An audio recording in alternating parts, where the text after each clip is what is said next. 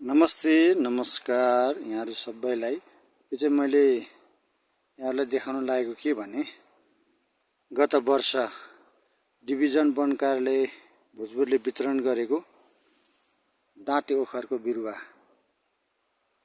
यो वर्ष चाहिँ यसरी पाउलिएको छ र मैले यहाँ बिरुवा सरिसकेपछि यस वर्ष चाहिँ गोडमेल गरेर मलखात लगाएको छु। र यो चाहिँ मलखात लगाइसकेपछि पश्चात कसरी वृद्धि विकास हुँदै जान्छ यसलाई अध्ययन गरेर अथवा 1 महिनाको यसको रिएक्सन हेरेर यसले मुना पनि थप मुना लगाउने सम्भावना चाहिँ यहाँ देखिएको छ।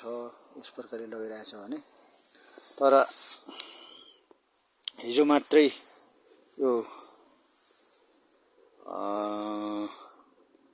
असारको 13 गतेको दिन चाहिँ यसरी आफूले मैले खाना भनेर थोरै करिब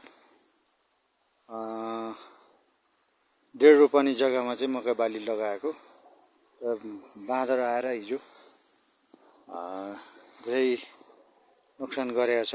अहिले मैले उसले नोक्सान गरेको मकैका ढोड बोटहरू चाहिँ सङ्कलन गरेर गाई बस्तुलाई लगाइसकेको अवस्था छ भने यसको वैकल्पिक रूपमा चाहिँ हामीले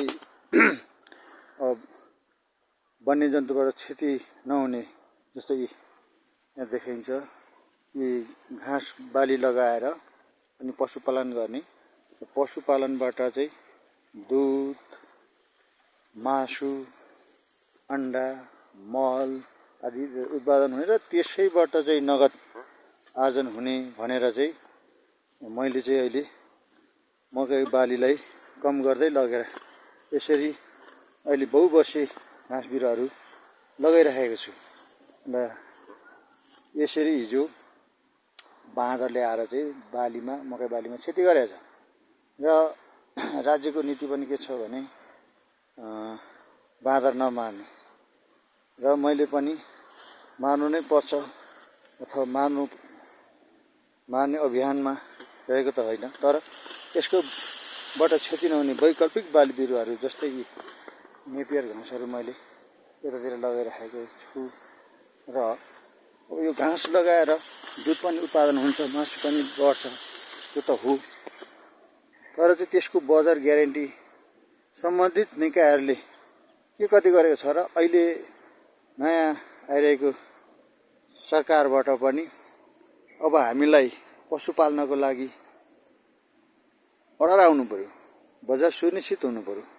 त्यसको पक्षमा चाहिँ सम्बन्धित निकायहरूले व्यक्तिहरूले अब अनुसन्धान गर्ने बोल्ने सोधीखोजी गर्ने समय आयो कि यदि अनुसन्धान गर्दै सोधीखोजी गर्यो भने के हुन्छ भन्दाखेरि त्यो मान्छे विरोधी हुन्छ।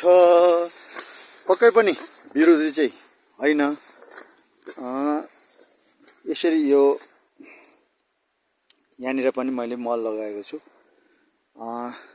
यसमा पनि यस कार्यको लागि डिभिजन वन कार्यालय भोजपुरलाई धन्यवाद।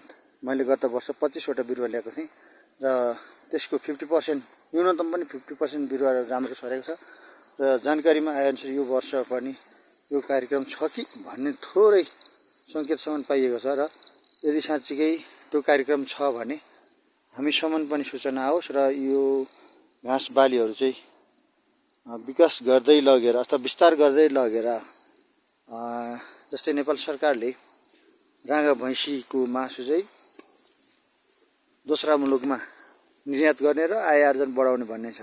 त्यसको लागि सम्बन्धित हामी लाभग्राही व्यक्तिहरूलाई अथवा उत्पादनमा जोड्नलाई कसरी कार्यक्रम ल्याइरहेको छ त्यो चाहिँ हामीसम्म आइपुगेमा राम्रो हुने थियो। सम्बन्धित सरोकारवाला व्यक्तिहरूमा र सम्बन्धित सङ्घ संस्था सम्बन्धित निकायले विशेष गरी नेपाल सरकारले चाहिँ यो कार्यको लागि कसरी काम गरिरहेको छ हामी सबैले जानकारी पाऊँ, जानकारी दिनुहोस् र हामी सबैले खोजौँ भन्दै सबै महानुभावहरूले यो वन्यजन्तुबाट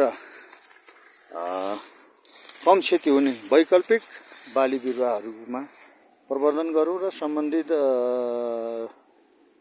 सरकारी गैर सरकारी अथवा सम्बन्धित निकायहरूले उद्योगी व्यवसायीहरूले यस्तो किसिमको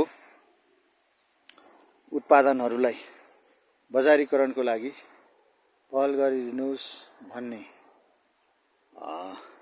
आग्रह पनि गरौँ र बाली बिरुवा भन्दाखेरि यो मकै बाली मैले थोरै यसपालि चाहिँ आफूलाई खानको लागि मात्रै लगाएको छु भने यो क्षेत्रमा अलिकति मुला जातको सब्जी लगाएको छु।